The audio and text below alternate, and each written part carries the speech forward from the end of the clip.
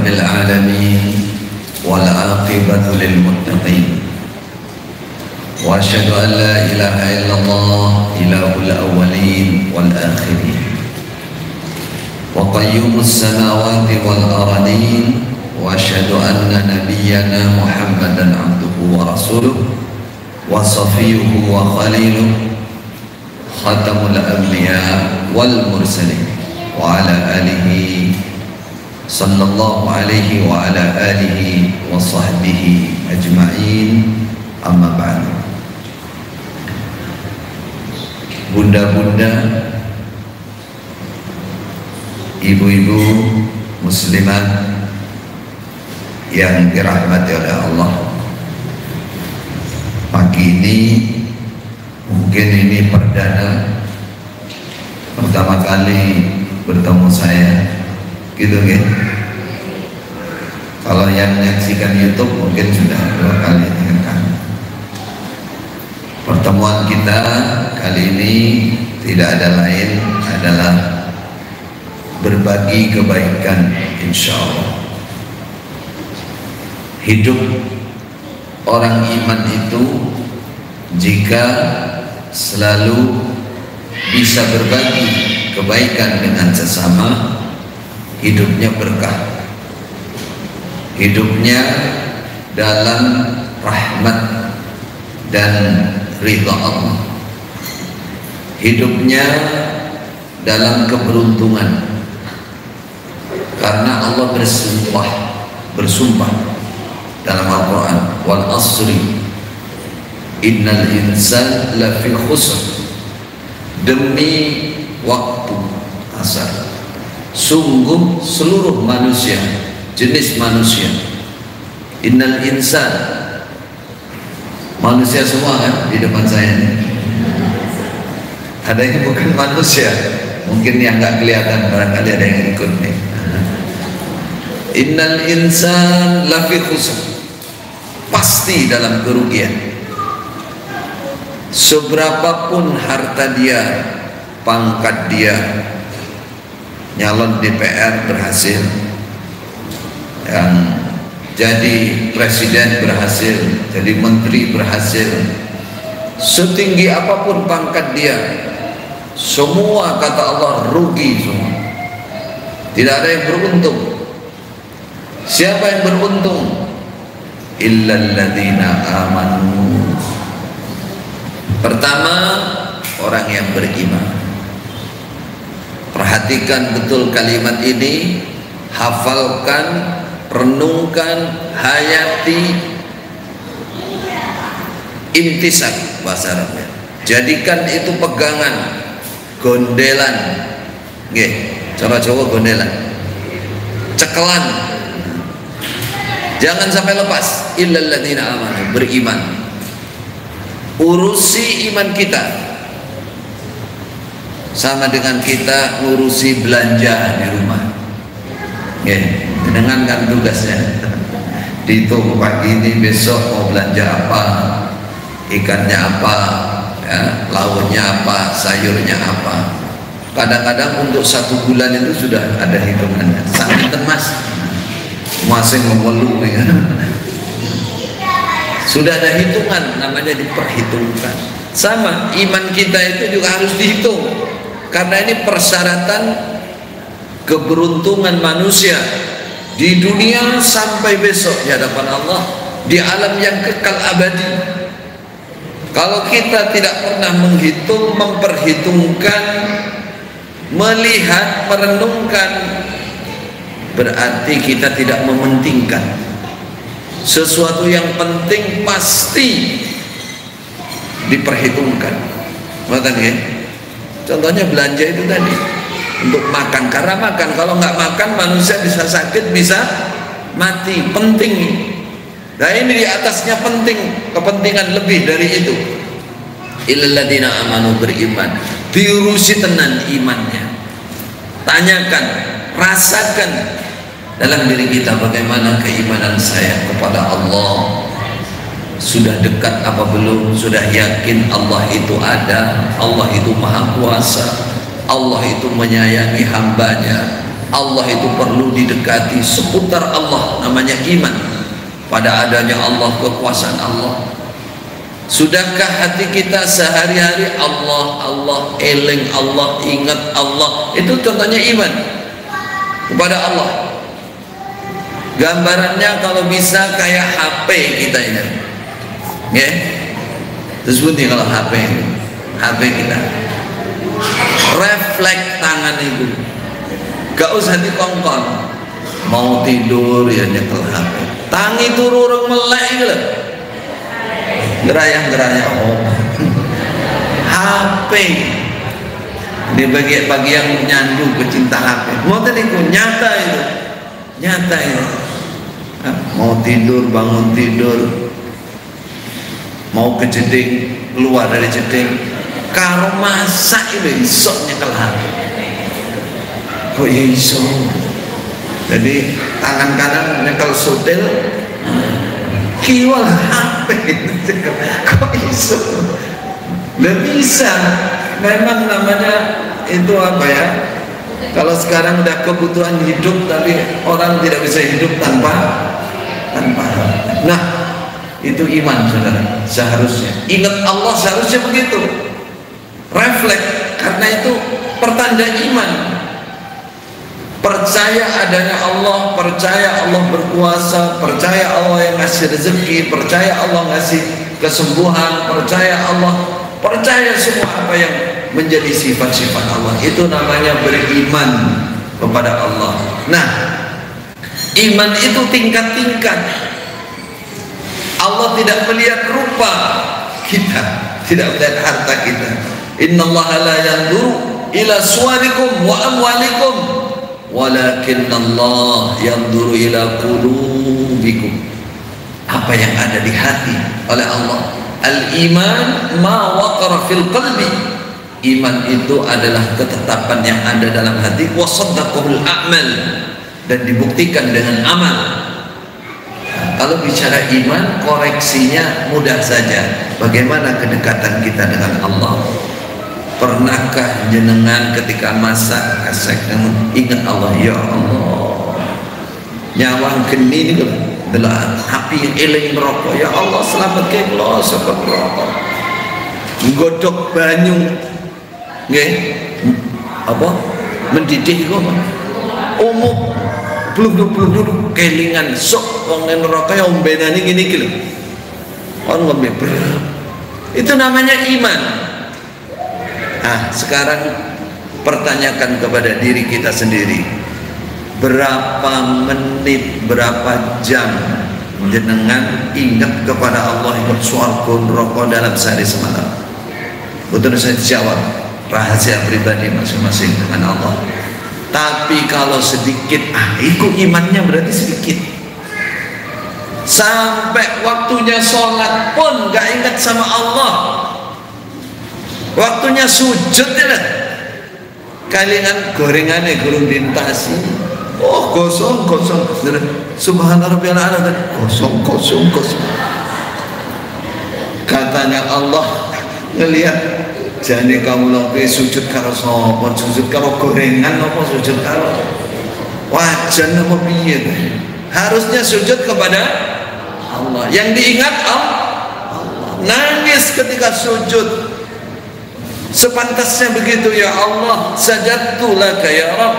Aku sujud kepadamu ya Allah. Aku berharap ridho. Ampuni dosa hambamu yang banyak kelemahan ini, banyak kesalahan ini, banyak lupa ini, kurang syukur. Gitu orang sujud itu. Nah, itu iman kurang lebihnya. Diurusi saestu iman itu. Apa? Diurusi yang benar, tenanan benar.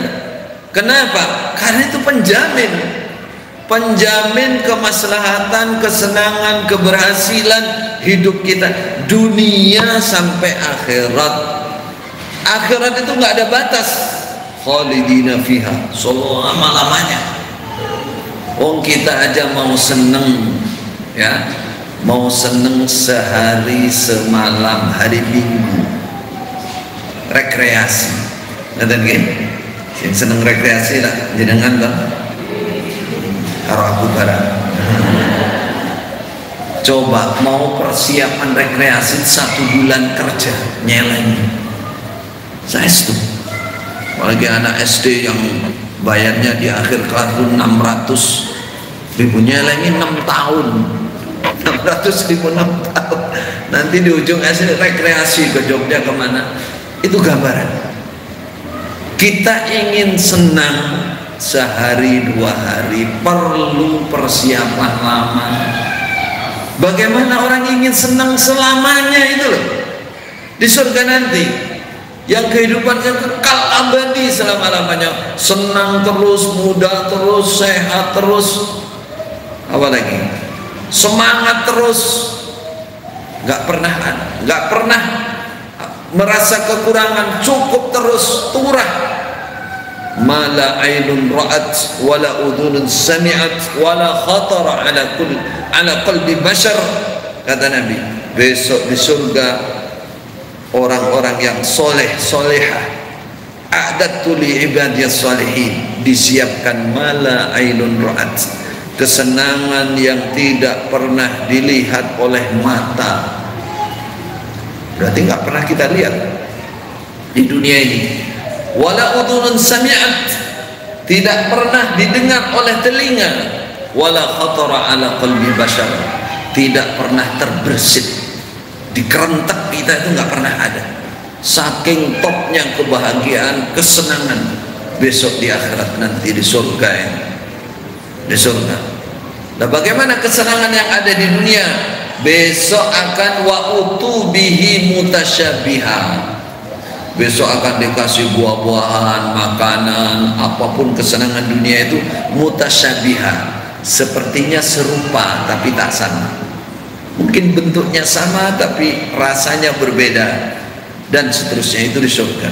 Itu selamanya, ibu-ibu, bunda-bunda, bukan hanya sehari semalam. Dan jenengan sehari semalam pingin senang, pingin turu hotel, ya, kalau pergi-pergian gitu 3 hari aja butuh biaya 5 juta sak kendaraannya. Nah, itu persiapan berapa bulan ya, nyelegi. Kalau ingin senang, padahal itu kesenangan yang juga ada batasnya. Besok di surga itu selamanya. Kok bisa kita nggak ada persiapan? Tenang-tenang saja, nggak mungkin. Kalau orang beriman nggak mungkin. Pasti dia urusi ilal ladina amanu, imannya, hatinya ini dengan Allah. Lalu wa amilus salihat, beramal yang baik, selalu beramal yang soleh. Soleh itu bahasa lainnya kita sering dengarkan baik kan maknanya. Solaha yasluhu, solah itu lebih kepada sesuatu yang bermanfaat, bermanfaat bagi kita dan bagi orang lain, baik itu urusan agama maupun urusan dunia, yang diniati dengan ikhlas. Jadi amal soleh semua. Jadi kalau orang iman bersiap, dia ingin beruntung, ingin senang, tenang, bahagia di akhirat nanti. Yang kedua, jadikan seluruh aktivitasnya, aktivitas niku cara Jawa napa nggih? Kegiatan Indonesia. Cara Jawa, belum boleh cara Jawa. Aktivitas kegiatan napa? Wirawiri, penggawean, seluruh gerakan maksudnya. Jadikan amal soleh. Loh, bagaimana caranya? Kalau yang sudah berupa ibadah, sholat, puasa, zakat, zikir, baca Quran, alhamdulillah, kita sudah, hati ini sudah refleks. Bagaimana kegiatan setiap hari, apa yang kita lakukan itu jadikan amal soleh, jadikan amal yang berpahala. Bagaimana caranya? Lakukan yang manfaat untuk diri atau orang lain, lalu niati dengan ikhlas, cari ridho Allah. Apa contohnya? Berarti kan kebalikannya, Walian jangan melakukan yang tidak bermanfaat, baik bagi diri maupun orang lain, dan jangan sekali-kali usahakan tidak ikhlas. Karena walaupun manfaat tapi tidak ikhlas juga bukan amal soleh, bukan amal soleh. Walaupun ikhlas tapi amalnya nggak manfaat, kalau manfaatnya bahkan keburukan, itu juga nggak manfaat. Ini kaitannya dengan masalah apa? Masalah aktivitas kita, kegiatan kita, wirawiri kita, penggawean kita. Lakukan yang manfaat lalu ikhlas. Kalau ibadah tadi jelas, ibadah sesuaikan dengan sunnah Nabi, jangan sampai beramal yang tidak ada dalilnya. Kemudian ikhlas, dua juga syaratnya. Kalau urusan dunia, aktivitas, kerjakan yang manfaat lalu niati dengan ikhlas, maka semua gerakan itu nanti jadi tulisan pahala. Baru ini orang akan beruntung, iman, amal soleh. Contoh kecilnya apa? Rasulullah memberikan contoh, sampai kamu senyum saja kepada saudaramu, senyum tok lah, mesem tok ikhlas.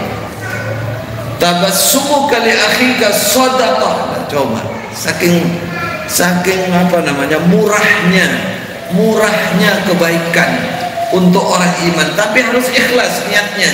Kalau senyum kepada saudara, niatnya bukan karena lain-lain, tapi niatnya dia saudara saya, saudara muslim. Kata Rasulullah, kamu senyum dengan saudara muslim, memberikan wajah yang ajar, orang menyenangkan hati, ganjaran ini menyenangkan orang, legulis ganjaran.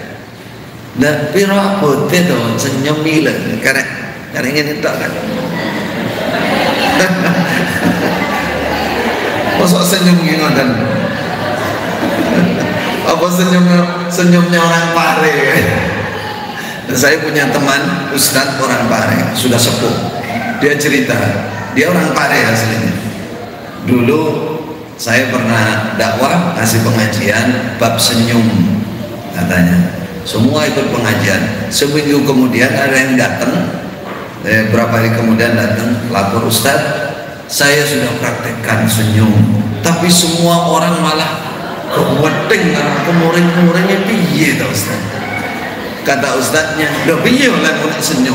Mesem piye caranya?" Yo mesti ae. Berarti orang ngerti ilmunya senyum, harus belajar senyum yang baik. Ada senyum sinis, ono senyum ngenyek, ono senyum yang menyenangkan hati orang. Senyum itu ya nggak sampai mulut terbuka, ya senyum aja gitu. Diikuti berbicara, mbak, kabare gitu. Mau senyum doang, kalau wong ya senyum. Ibadah ini senyum, ya harus ada lawannya, bukan pas gak ada orang. Karena wong senyum. Jadi apa tadi? Iman koreksinya iman, ibu-ibu. Panjenengan sering ingat Allah, menghubungkan segala sesuatu dengan Allah, itu iman. Tuh. Kemudian amal soleh, semua amal kebaikan yang jadi ibadah, semangat, bersemangat. Tahajud semangat, sholat wajib semangat. Sholat wajib apalagi, tahajudnya usaha bisa bangun malam, sholat duha. Sinten semua sebelum berangkat ke sini sudah sholat duha? Dijawab masing-masing alhamdulillah. Lah Rasulullah pernah nanya ketika beliau bersama sahabat, siapa yang pagi ini sudah sholat duha? Yang ngacung Abu Bakar. Siapa yang pagi ini tadi sebelum berangkat sudah sedekah? Abu Bakar lagi. Siapa yang tadi menjenguk orang sakit? Abu Bakar lagi yang ngacung. Abu Bakar semua. Wah, dipek Abu Bakar tok ini ganjarannya. Artinya fastabiqul khairat, berlomba dalam kebaikan itu menjadi sifat kebiasaan orang iman. Illal ladzina amanu wa amilus shalihat wa tawassaw bil haqqi wa tawassaw bis sabr. Biasakan berbagi kebaikan. Ini yang tadi judulnya, baru muqaddimah ini. Berbagi kebaikan itu hidupnya orang iman yang akan beruntung dunia sampai akhirat. Paling topnya kebaikan apa? Berbagi apa? Nasihat, peringatan, perkeling. Wa tawasau bil haqqi. Jangan pernah diam. Jangan menunggu atau jangan mengatakan bahwa yang boleh begitu hanya ustaz, ustazah, kiai, bunyai misalkan. Bukan. Semua orang iman. Wa tawasau bil haqqi, sesuai dengan kemampuannya. Melihat orang melanggar jangan diam, ingatkan. Melihat orang gak semangat, ingatkan, diajak bersemangat dalam kebaikan. Kembangkan kebaikan, tawasul. Selama dia saudara muslim, muslimah, maka dia punya hak untuk kita tawasikan, tadzkir, tilingno, perkeling. Namanya bil haqqi, dengan urusan kebenaran. Wa tawasau bis sabr. Tawasiat, memberikan motivasi supaya sabar dalam menetapi kebenaran. Allah menyebutkan 3 atau 4 hitungannya: iman, amal soleh, tawasi. Selalu membiasakan mengingatkan orang lain, diingatkan. Wa tawasau bil haqqi wa tawasau bil, isinya tawasi 2, masalah kebenaran dan masalah perkeling. Ibu-ibu, pagi ini tadi apa judulnya katanya? Apa tadi? Semangat dan hikmah ibadah korban. Baik. Supaya semangat beribadah korban, ibadah korban, marilah kita bacakan beberapa riwayat tentang keutamaan korban. Ya, keutamaan korban. Langsung dari beberapa riwayat hadis Rasulullah sallallahu alaihi wasallam. Yang pertama, Rasulullah mengatakan, ma'amila adamiyun yawman nahri min amalil yawman nahri ahabbu ilallah min ihraqid dam. Amal yang paling utama, paling dicintai oleh Allah pada Idul Adha adalah mengalirkan darah.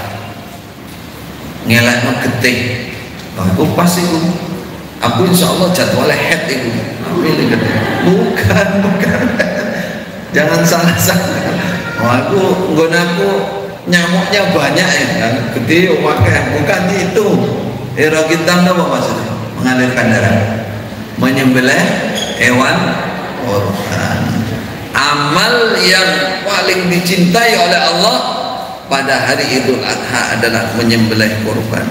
Saking Allah senang dengan amalan itu, Rasul mengatakan wa innad dam la yaqa'u minallah bi makanin qabla an yaqa'a minal ardh.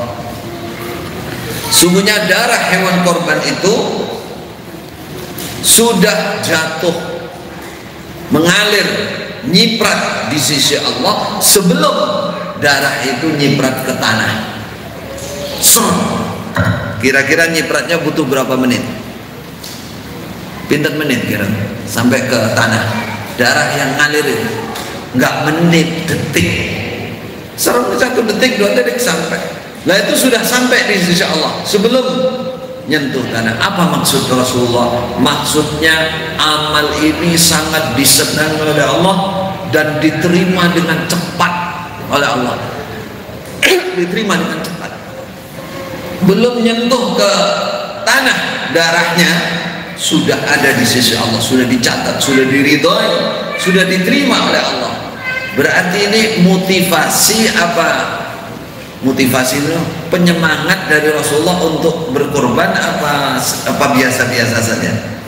Penyemangat maksudnya. Makanya Rasulullah menutup fatibu biha nafsa, senangkan hatimu, semangat untuk berkorban.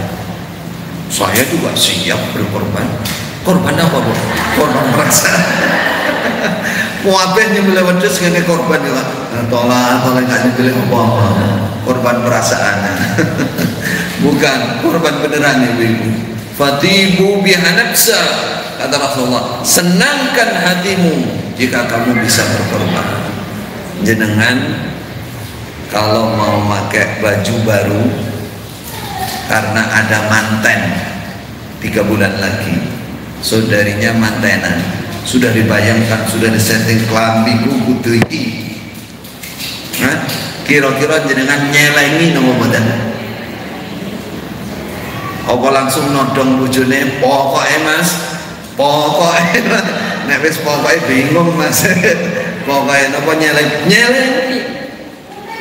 Kalau ingin membeli baju baru untuk tampil pentas, mantenan tampil lewat saiki foto tak iki lho.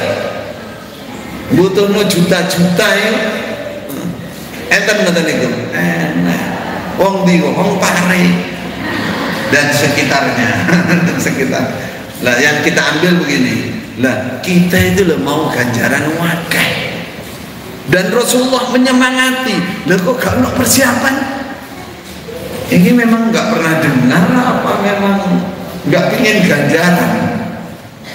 Kalau nggak pernah dengar masih maafu, tapi kalau nggak pingin ganjaran, itu berarti imannya lemah. Lalu bagaimana tidak? Rasulullah mengatakan fatibu bihanafsa, senanglah kamu. Berarti usaha. Berarti gambarannya nyelengi untuk korban itu angsal atau membuat motivasi. Rasulullah namanya sunnah muakkadah. Makanya para ulama ada yang mengatakan hewan korban itu wajib bagi yang mampu. Ada yang mengatakan sunnah muakkadah, wajib bagi yang mampu. Buktinya apa? Kalau sampai tidak nyembelih korban padahal mampu oleh Rasulullah zaman itu, fala yaqrabanna masjidana, kata Nabi, ojo cedek-cedek masjidku.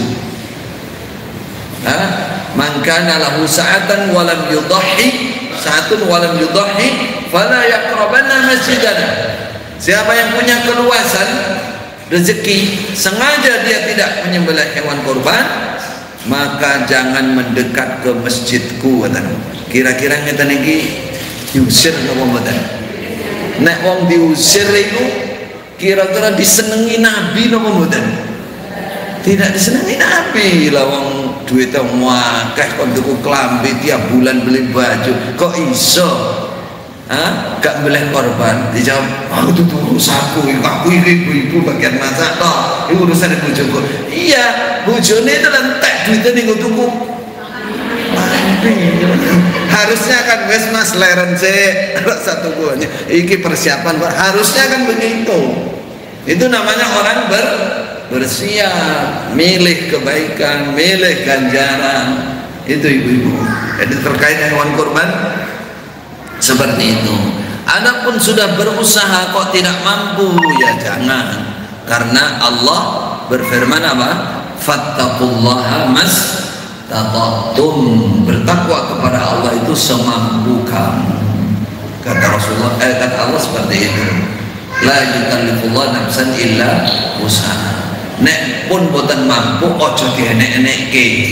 Dienek-enekke itu contohnya utang-utang. Sampai utang. Arep beli korban tapi utang sih, padahal nggak punya sesuatu yang dijaga orang duwe. Itu. Atau penurunan. Urunan wong fakir untuk makan sehari saja nggak ada, urunan. Kalau apa namanya orang yang punya keluasan rezeki mungkin itu namanya maksa nih, karena kemampuan itu minimal apa? 1 ekor kambing. Coba batasan kedua. Para sahabat bertanya kepada Rasulullah, mahadil adhahi, dari mana asal usul ibadah kurban ini? Kata Rasulullah, sunnatu abikum Ibrahim, sunnahnya bapak kalian, orang-orang tua kalian, yaitu Nabi Ibrahim. Itu sunnahnya Nabi Ibrahim. Famalana, kita dapat apa wahai Rasulullah kalau menirukan sunnah itu? Kalau Nabi Ibrahim kambingnya dari mana? Dari mana kambingnya yang disembelih Nabi Ibrahim? dari langit, dari surga, bawa dari surga. Gantinya beliau rela, ridho demi cintanya kepada Allah, mengorbankan anaknya atas perintah Allah, Ismail. Beliau rela, sudah siap disembelih, sebagian riwayat yang paling sahih, sudah dipanggil oleh Allah, ya Ibrahim, qad saddaqta ru'ya, sudah cukup Ibrahim, kamu sudah melaksanakan perintah.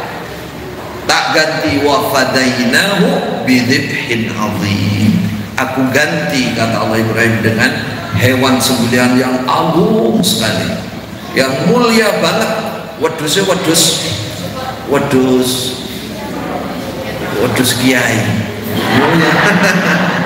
Oh, wedus kiai. Lah ada loh sapi kiai sinten itu, ada, lupa saya. Lah sapi lah julukannya kiai sinten, kiai Slamet. Sapi kok kiai gitu loh, berarti top sapi ini. Nah, kalau punyanya Nabi Ibrahim, sapi bukan kiai, tak wali. Soalnya dari surga ya ambilnya. Itu korban termulia, kata Rasulullah. Akhirnya itu menjadi sunnah yang kalian umat Nabi Muhammad juga akan mendapatkan pahala yang luar biasa dari hewan kurban itu. Lah kami dapat apa Nabi? Kata Rasulullah, bikulli sa'aratin minas suf hasanah. Kamu akan dapatkan kebaikan sesuai dengan hitungan bulu. Kalau kambing ya bulu kambingnya. Berapa kira-kira satu ekor kambing bulunya? Hah? Miliar nopo triliun? Coba jenengan mungkin Mas Riayan gunting kegem jenengan itu. Lah pokok kurang pengaruh. Maksudnya ben semangat, wakah tenan berarti kebaikannya ini, supaya semangat gitu. Semangat, jangan cecek yang dia bayangkan kulitnya ini, kulitnya apa, bulunya. Kata Rasulullah, sahabat nanya, kalau bulu yang halus Nabi, minas suf, kata Nabi, dia termasuk, dan hitungannya berapa, dia tetap satu lembar itu satu kebaikan, satu kebaikan. Nah, itu hadis kedua. Yang ketiga, ada pahala apa? Rasulullah berpesan kepada Fatimah. Nah, ini kaitannya dengan ibu-ibu, dengan bunda-bunda ini. Kata Rasulullah apa? Ya Fatimah, hai Fatimah, qumi ila udhiyatik fashhadiha. Berdirilah kamu, pergilah kamu pada hewan kurban kamu. Nah, berarti Fatimah waktu itu punya hewan kurban. Orang jaga no Khalifah Ali. Paham maksudnya? Kita kan umumnya kita kan pasrahnya wong lanang, urusan wong lanang itu urusan. Lah iki lah putrinya Rasulullah, kata Rasulullah, berdiri delok endot itu hewan korban kamu, lihat itu hewan korban. Fashadiha fa inna laka bi awwali qatratin taktur min damiha ayyum faradaki ma salafa min dhunubik. Karena setiap tetesan darah yang mengalir dari hewan korban itu menghapus dosamu yang lewat. Setiap tetesan darah, berarti semakin besar hewan korban, darahnya kan semakin banyak. Semakin banyak dosa-dosa yang diampuni, Terus Fatimah bertanya, ya Rasulullah, alana khasatan ahlal bait aulana walil muslimin. Pahala ini untuk kita keluarga, untuk saya dan keluarga kita saja, khusus keluarga Nabi, apakah untuk semua umat Islam? Kata Rasulullah, bal lil muslimin. Ini untuk semua orang Islam, muslim muslimah. Pahala ini akan berlaku, akan berjalan terus, Jadi yang saya semangati di sini, jika ibu-ibu juga punya kemampuan dan mau berkorban sendiri, orang melu korbannya suami, bapak angsal. Nah, ini contoh Fatimah angsal. Bagus nyeleni setahun, soalnya aku korbanku dewe lah mas. Iya ya, belen dewe lah ya. Cari nggak boleh kalau mau. Kalau nggak ada laki-laki lagi syaratnya. Ada kalau laki-laki lebih baik laki-laki, wanita hanya nyaksikan. Kalau laki-laki yang lebih baik nyembelih sendiri kalau dia mampu. Karena apa? Hewan kurban itu ibadah. Ketika ibadah itu memerlukan keikhlasan dan kehusyuan. Makanya Rasulullah nyembelih sendiri. Bismillah, Allahu Akbar. Dengan nama Allah, Allah Maha Besar. Hada anni ya Allah, hewan ini ibadah kurban saya. Saya niat mendekat kepadamu, mencari ridhamu, anni wa an ahli, dan dari keluargaku. Ada riwayat lagi, anni wa amman lam yudhhi min ummati. Hewan ini saya niati dari saya dan dari umat saya yang tidak mampu berkorban. Oleh Nabi sudah disembelihkan. Bagian betul-betul tidak mampu, tenang. Nabi sudah nyembelihkan sama Nabi. Loh itu sih tak boleh. Yang kalau yang bagian begitu, yang semangatnya yang atas tadi, cari pahala tambahan ya. Dalam riwayat terakhir saya bacakan ini dari Hasan bin Ali. Qala Rasulullah sallallahu alaihi wasallam, man dhahha tayyibatan nafsuhu muhtasiban li udhiyatih kanat lahu hijaban minan nar. Kanat lahu hijaban minan nar. Siapa yang menyembelih hewan kurban, berkorban dan betul-betul hatinya senang, semangat dan ikhlas, maka hewan kurban nanti menjadi aling-aling, hijab, tameng dari api neraka. Artinya jauh dari neraka, ada pagernya, ada tamengnya, yaitu hewan kurban kita, hewan kurban kita. Saudaraku, saudari-saudari, ibu-ibu yang dirahmati Allah, manusia besok di hadapan Allah hari kiamat memang ada waktu-waktu tertentu bisa disyafaati, ditolong. Tapi secara umum perjalanannya selama hari kiamat itu mulai bangkit dari kubur, menerima buku catatan amal, hari hisaban amal, dihitung amalnya, kemudian ditimbang, itu menghadap Allah satu persatu. Tidak ada yang gandeng bojone boten enten. Walaupun di dunia sudah berjanji sehidup, orang iso. Jangankan besok di hadapan Allah, kuburan itu lah dewi-dewi punya. Walaupun sudah berjanji sehidup semati, ada yang mau ikut mati langsung. Kalau kepingin ikut mati ada saking cintanya. Tapi kok mati tenan kok rumono ya. Bentuk kubur bareng rumono, walaupun cintanya sudah sehidup semati. Nah, besok di hadapan Allah sana kita menghadapi semuanya, maka masing-masing harus berjuang. Boten oleh jaga no sing lanang, kemudian sing lanang orang soleh dijaga ke sana, apa nih sing dijaga? Harus mandiri juga. Memang ada nanti suami bisa mensyafaati istri, kemudian anak bisa mensyafaati ibu, bapak bisa mensyafaati anak, ada. Tapi itu di tempat-tempat tertentu dan nanti di akhir. Jangan ngerti perjalanan hari kiamat berapa tahun? Fi yaumin kana miqdaruhu 50,000 sanah, 50.000 tahun. 50.000 tahun nih hari kiamat itu.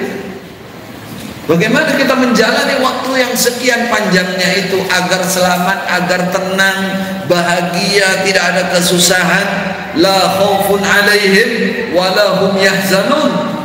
Gak pernah takut, gak pernah susah. Tadi yang 5 tadi, yang pesan khususnya masing-masing harus mandiri, harus mandiri. Jangankan kita, Rasulullah kepada putri tercintanya. Siapa putri tercintanya? Fatimah. Semua dicintai, semua Rasulullah sayang, tapi yang tersisa semua meninggal, semua mati putra putri Nabi, kecuali Fatimah. Itu 6 bulan setelah Rasulullah. Jadi Fatimah inilah yang paling disayang karena banyak karek situ ini. Apa kata Rasulullah? Pesan Rasulullah kepada Fatimah, ya Fatimah binta Muhammad, wahai Fatimah anaknya Muhammad, anakku. Ya Fatimah ya habibati, angkili nafsaki minan nar, fa inni la ughni anki minallahi syai'a. Rasulullah itu, hai Fatimah, hai anak kesayanganku, do selamatkan dirimu dari api neraka. Angkili nafsaki minan nar, aku tidak bisa membela kamu sedikit pun di sisi Allah kalau kamu salah kepada Allah. Guys, nggak bisa menyelamatkan. Itu artinya bukan total yang dimaksud, kondisi-kondisi umum, ya, buku catatan amal dan semua tidak didampingi oleh Rasulullah. Istri Rasulullah yang paling dicintai Siti Khadijah. Setelah Sayyidah Khadijah, Aisyah. Semua Rasulullah mencintai, menyayangi istrinya, tapi hatinya nggak bisa mengingkari. Yang pertama Sayyidah Khadijah, setelah meninggal adalah Sayyidah Aisyah. Sayyidah Aisyah sudah yakin itu, yakin Rasulullah akan membersamai beliau. Setelah membaca ayat, mendengar keterangan Rasulullah, kata Sayyidah Aisyah, wahai Rasulullah, adakah panjenengan besok ingat sama saya? Ini kan cinta sehidup semati kan. Eling boten jenengan besok dengan saya. Takut juga Sayyidah Aisyah. Sayyidah Aisyah takut. Kok kita kok nggak takut ini ceritanya? Istri Nabi itu takut sama hari kiamat. Gimana besok hari kiamat? Jenengan tesik kemutan boten kali kalau kira-kira. Itu ragu Ibu Aisyah. Kata Rasulullah, di tempat-tempat tertentu aku nggak ingat. Jangankan aku, semua para nabi semua ngurusi awake dhewe-dhewe. Kapan itu? Ketika mau menerima buku catatan amal. Orang nggak ada, masing-masing Allahumma salli, ya Allah selamatkan, jangan sampai nerima dengan tangan kiri, harus dari tangan. Siapa yang bisa menentukan? Uang bukunya terbang. Oh, ruhnya terbang di bawah malaikat. Roh nemplek tangan kanan. Kalau yang yang tangan kanan dari arah depan.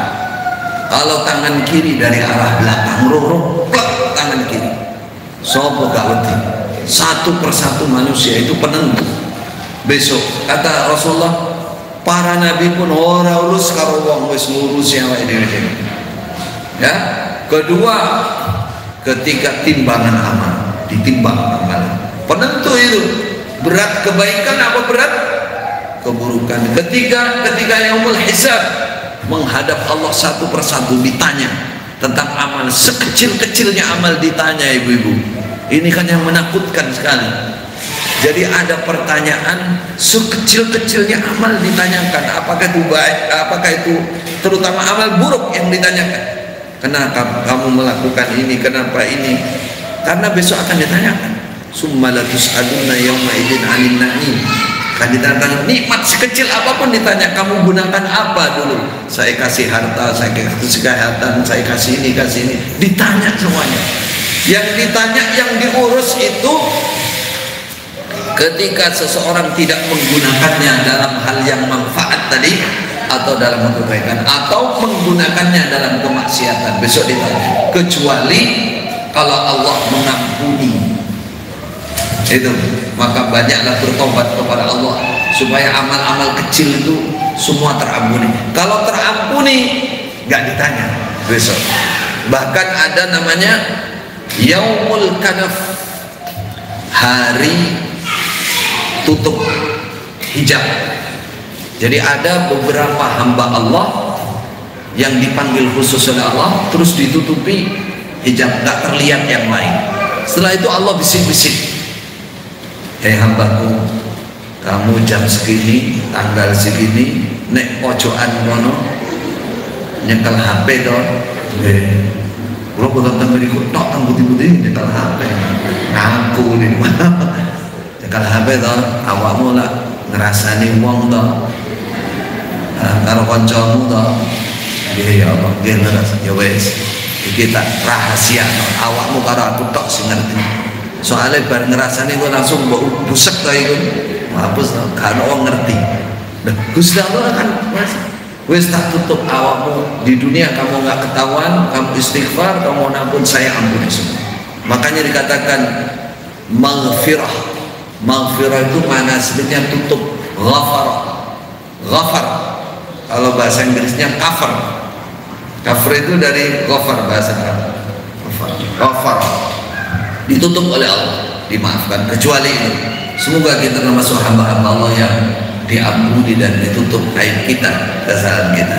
Kita ambil beberapa hikmah. Nah, tadi kan semangat, sudah semangat ya? Pokoknya barangkali mulai buka celengan. Salah satu wedhus seorang ini. Semangat loh ya, disia-siakan nanti. Eman ya, mumpung masih ada. Saya tambahkan, kalau dirinya sendiri sudah cukup sebagaimana Rasulullah, artinya harus turah. Orang berkorban kasihkan orang lain. Hewannya itu kasihkan orang lain, itu sunnah Nabi. Sunnah Nabi.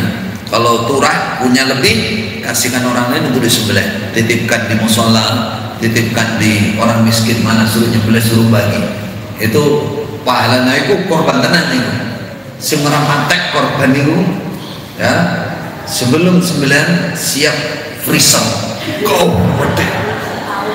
Tuku freezer. Ya pancen tuku sapi memang dia. Ya. Tuku sapi lah diwakilno. Nah, sampan tukokno sapi ya iki duwite, terus golekno jagal dibeleh. Ojo lali jenengku. Nggih Bu. Ibu-ibu nih soalnya kejadiannya ibu-ibu. Ojo lali ya, bariku kon motong-motong abeh bisa dibayar, tamane bayar. Nggih Bu. Kon sampai kon terus lebokno kresek ya. Ojo sampai nek sing kari. Jangan sampai ada loh sikile barang. Oh iya, soalnya kabeh lebokno kresek. Gue siap freezer. Gue siap freezer. Tenang, pembantunya wis kabeh. Ora ana sing jagal barang njaluk apa ora dikeki. Semua itu bawa mulai kabeh. Dan sudah bawa pulang sak pickup. Sak pickup. Oh jadi salah putih nih Bu. Lah iku freezer wis siap iku.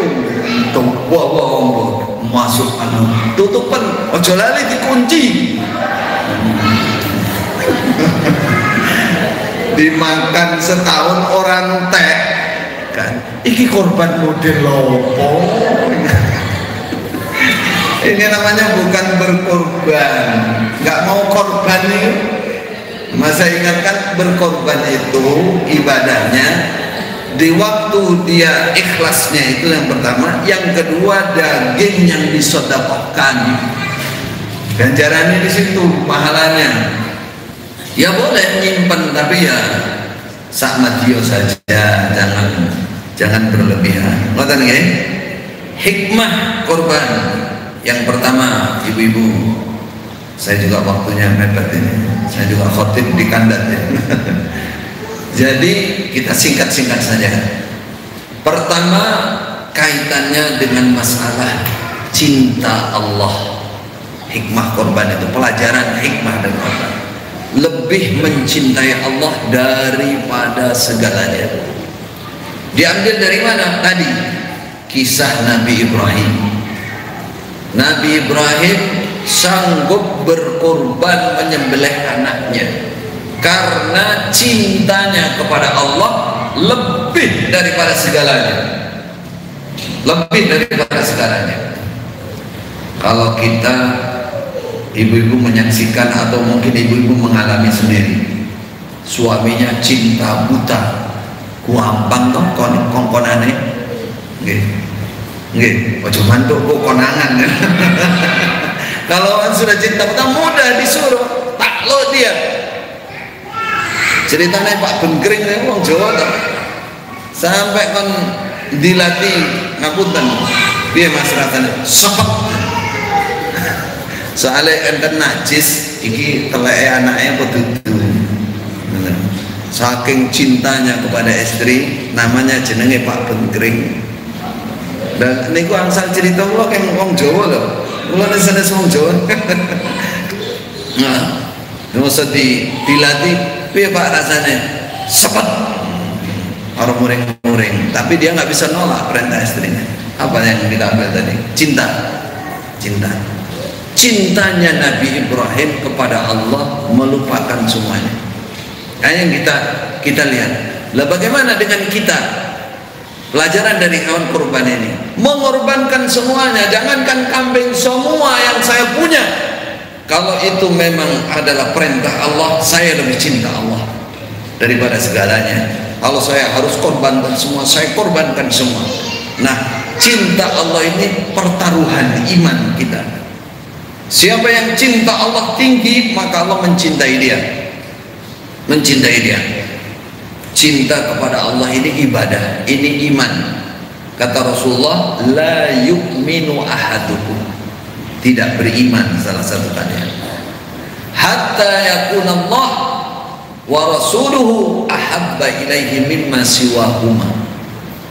Kama qala Rasulullah sallallahu alaihi wasallam, sampai Allah dan Rasulullah lebih dia cintai daripada keduanya, daripada apapun selain keduanya. Yang kita ambil adalah pelajaran cinta. Bagaimana Nabi Ibrahim, ya, beliau sampai usia dalam sebuah riwayat 120 tahun. Ibu Sarah itu 90 tahun. Sampai 10 tahun itu nggak punya anak. Lalu dikaruniai anak lewat Sayyidah Hajar. Sayyidah Hajar itu seorang budak perempuan aslinya yang dikasihkan oleh raja yang mau memperkosa Sayyidah Sarah, istri Nabi Ibrahim yang pertama. Ketika di perjalanan bukan ditangkap, terus mau diperkosa, terus dia jatuh sampai 3 kali geblak, saking takutnya, ini hantu ini, hantu ini. Terus supaya dia nggak kena balaknya, karena ini tak hadiahin Sayyidah Hajar. Setelah dia hadiah Sayyidah Hajar, pokoknya aku ojo dihitungan, ojo di apa-apa no, katanya raja ini. Dibawalah Sayyidah Hajar, lalu dihadiahkan kepada suaminya Nabi Ibrahim, dan diperistri, lahirlah seorang putra namanya Ismail. Ismail masih bayi, berarti masih menyusui. Diperintahkan untuk hijrah ke Mekah, disuruh nganter ke Mekah, suruh meletakkan di Mekah dari Syam, Palestina, sekitarnya Palestina. Jadi Nabi Ibrahim tinggalnya di sana, tapi istri dan anak yang masih bayi harus ditinggalkan di Mekah. Dibawalah ke Mekah, diantar ke Mekah. Di sana belum ada manusia satupun, belum ada. Saugelai orang, nggak ada manusia, nggak ada kehidupan, nggak ada tumbuhan, nggak ada air, batu tok. Ka'bah itu belum ada bangunannya. Suruh ditunjukkan di situ tempatnya, suruh ninggalkan di situ. Bekalnya apa? Bekalnya air sakrebo. Sakrebo itu kulitnya kambing, wadah dari kulit kambing. Kemudian kurma, wadah. Suruh ninggalkan. Saking nggak mentolongin Nabi Ibrahim, berjalan meninggalkan, diikuti sama istrinya dari belakang, Sayyidah Hajar. Ya Ibrahim, aina dhahabta? Wa Ibrahim, wahai kanda, mau kemana? Kau tinggalkan kami di tempat seperti ini, mati kamu nanti. Bisa mati, kamu nggak ada orang, nggak ada kehidupan, nggak ada apa-apa. Nabi Ibrahim nggak tega, jalan sampai agak jauh, baru Sayyidah Hajar diilhami oleh Allah bertanya, wahai Ibrahim, wahai kanda, apakah engkau diperintah oleh Allah seperti ini? Katanya baru manduk, nggak tega menjawab iya aja dia. Iya. Apa kata Sayyidah Hajar? Idzan la yudayyi'uni. Kalau memang ini perintah Allah, maka nggak mungkin Allah menyia-nyiakan saya. Katanya Sayyidah Hajar. Hajar itu batu. Kalau ini hajar pakai ha. Kalau hajar bahasa Indonesia keburi. Nah, saya dulu punya teman orang Jeddah ya, baru kontrak supir di Mekah, cerita, piye to Mas? Piye apa? Laku dia no di sekolah saya karo majikan ngono, piye ceritane? Lah aku nyupir, lah ono watu rada gede. Mobilnya saya anyar Mas. Lah majikan ngomong hajar. Dia tak giat no. Masa nabrak majnun ente. Aduh. Ngapa tidak maksudnya? Hajarnya coro Arabnya watu. Nah dia mikirnya hajar. Digas dikiat nabrak majnun ente. Apa majnun? Edan. Loh jarene kon hajar. Ini namanya salah. Sampai mana tadi?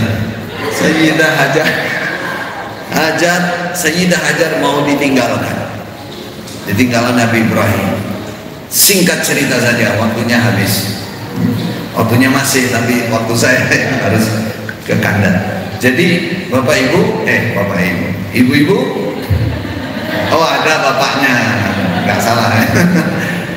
Jadi yang kita ambil pelajaran di sini, setelah beliau tinggalkan beberapa tahun kemudian disuruh datang lagi, seneng-senengnya ketemu istri, ketemu anak yang sudah lucu-lucu. Lah kok kon belek toh? Sampai 3 hari 3 malam bermimpi menyembelih putranya, sehingga Nabi Ibrahim gak berani, langsung gak tega dengan anaknya yang masih kecil ya. Beliau mengatakan, ya bunayya inni ara fil manam anni al-bahuk fandur madza tara. Wahai anakku, aku ngipi telung dino balik. Ngipi Allah izinnya aku beleh awak. Berarti ini perintah Allah. Mimpinya para nabi itu wahyu dari Allah. Kalau mimpi kita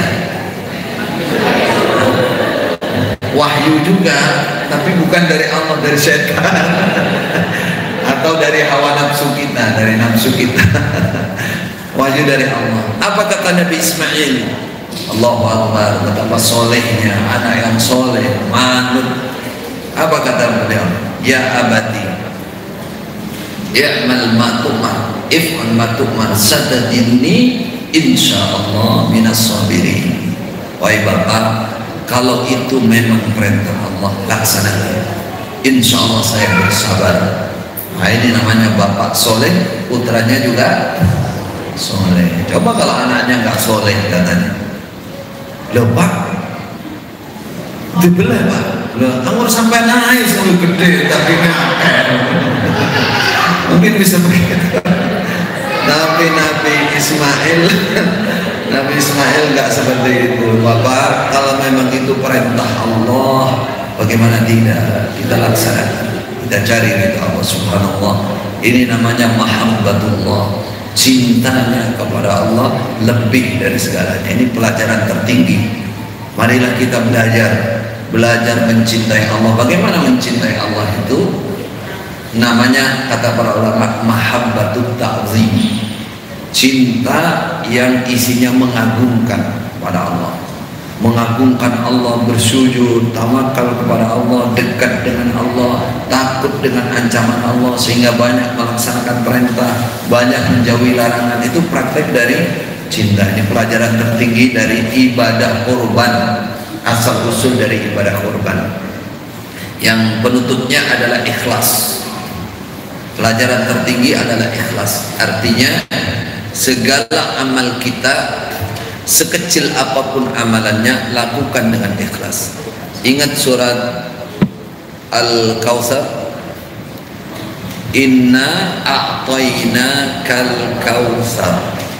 Ayat penutupnya, ayat kedua, fasalli li rabbika wanhar. Coba dipahami maknanya. Fasalli, salatlah kamu, li rabbika, khusus untuk Tuhanmu, wanhar, itu wanhar yang diambil, dan menyembelihlah kurban. Menyembelihlah kurban li rabbika, maksudnya khusus untuk Tuhan. Coba ibu-ibu, pertama ibadah kurban digandengkan dengan sholat. Penting apa enggak berarti ibadah kurban? Penting. Sesuatu yang disebut secara khusus dalam ayat atau dalam sabda Nabi itu biasanya penting sekali, apalagi digandeng dengan sholat. Fasalli li rabbika wanhar. Yang kedua yang diambil li rabbika, hanya untuk Tuhanmu. Itu namanya ikhlas. Jadi pelajaran ibadah kurban itu memberikan pelajaran kita supaya berusaha menjadi orang yang ikhlas lillah, karena Allah. Segala bentuk amalan. Coba, kurban itu kan boleh dimakan oleh kita kan, kemudian dimakan pada saat hari kita senang, disuruh senang, hari Idul Adha disuruh senang, terus kon seneng terus kon mangan apa gak enak, mau enak banget nah, gitu. Itulah oleh Allah masih disifat ikhlas. Jadi kamu diperintah senang, diperintah makan, intinya kan begitu, nyembelih terus dan seterusnya, li rabbik, mencari ridho Tuhan. Nah itu sebagai gambaran bagi kita, amal apapun dimanapun usahakan selalu ikhlas, walaupun kelihatannya itu urusan dunia, ngasih kepada orang lain, bersedekah, apapun yang lakukan dengan ikhlas. Itu pelajaran yang tertinggi dalam ibadah korban. Semua kita menjadi manusia hamba Allah yang bisa mudah melakukan keikhlasan dan bisa mencintai Allah dengan mengalahkan segala cinta kepada makhluk. Hadza wallahu a'lam, sallallahu ala nabiyyina Muhammadin wa ala alihi washabihi ajmain. Insyaallah demikian yang bisa kita sampaikan dalam pertemuan ini. Semoga ada manfaatnya. Silakan kalau ada 1-2 pertanyaan boleh. Jangan banyak-banyak deh. Tapi kalau nggak ada, alhamdulillah. Ada pertanyaan? Tidak ada ya, insyaallah. Ah, ada? Oh, enggak. Assalamualaikum.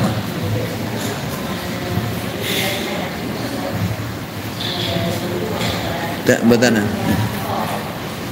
Terus bunyi?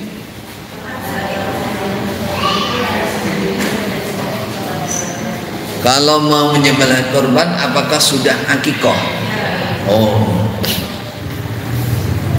akikoh itu adalah kewajiban orang tua ketika anaknya lahir sebagai bukti kesyukurannya, bersyukur kepada Allah diberi rezeki anak, ungkapan kebahagiaan kesyukuran, dan itu kewajiban orang tua. Satu.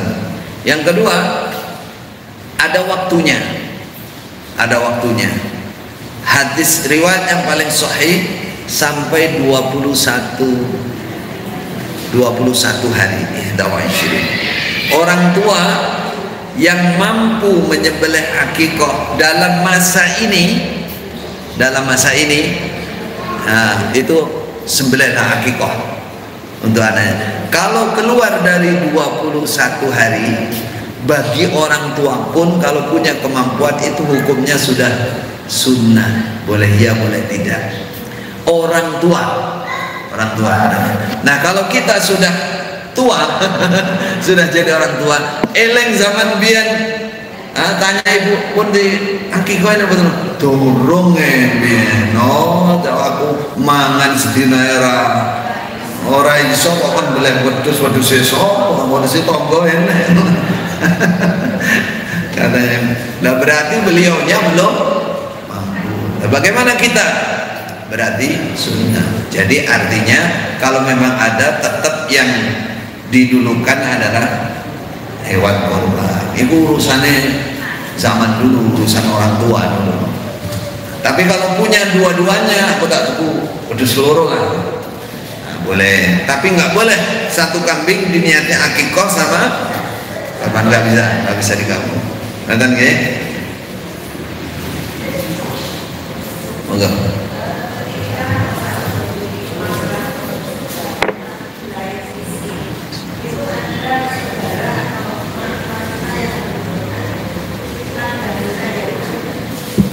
Mau berkorban, tapi di sisi lain ada orang tua yang membutuhkan, saudara kita, orang tua yang membutuhkan. Didulukan mana? Kalau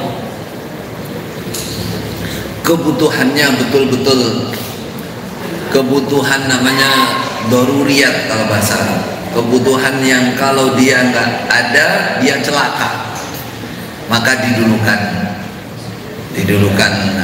orang tua. Tapi kalau saudara itu sudah lain lagi itu. Saudara apalagi saudara jauh. Nah, saudara jauh. Jadi intinya kalau itu yang menjadi kewajiban kita, orang tua itu kan masih kewajiban kita, masih keluarga, namanya atidal kurba haqqahu. Kalau kebutuhannya memang kebutuhan yang betul-betul kalau tidak dilayani dia dalam bahaya, dalam celaka, dahulukan ini. Nah, karena kurban itu paling tingginya ulama mengatakan sunnah muakkadah, sedangkan menolong orang tua yang dalam keadaan bahaya itu wajib, maka dimenangkan yang wajib. Sambung ya, sudah 2 pertanyaan. Hah? Ngebon, tambah satu.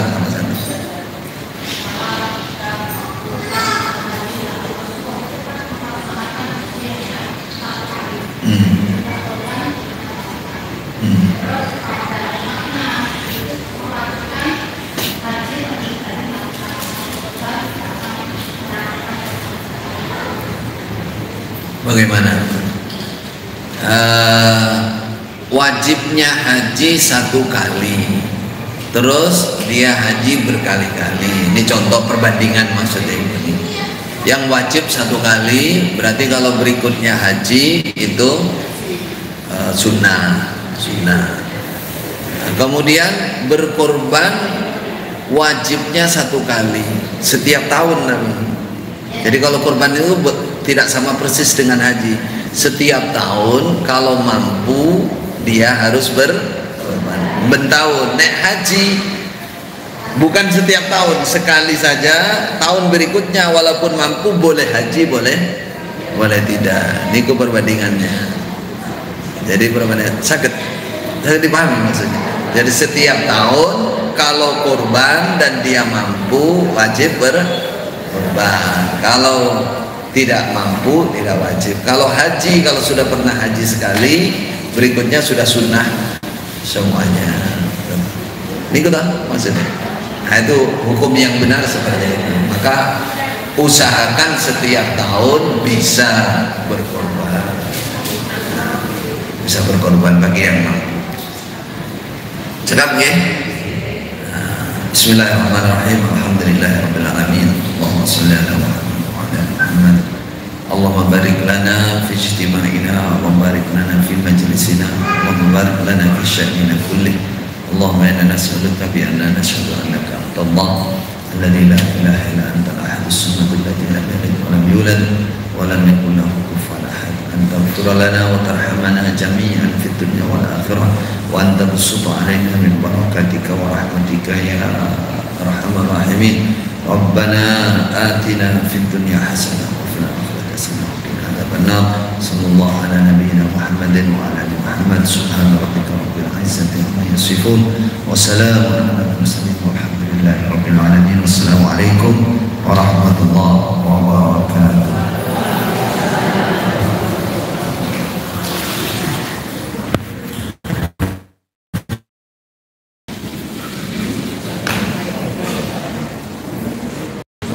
تفضل.